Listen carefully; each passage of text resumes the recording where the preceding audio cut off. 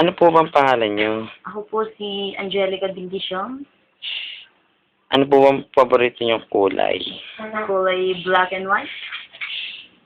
Saan po kayo nakatira?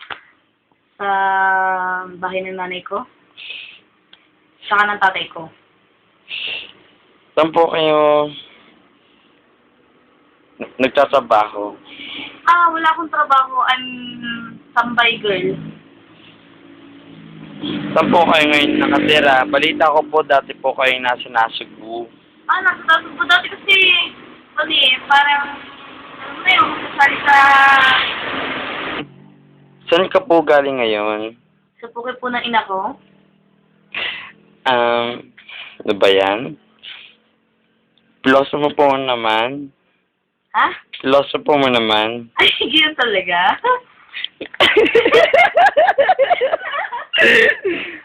Balita ko po na meron po kayong $2.9 million account. Ano po ba masasabi? Hindi, wala ako noon.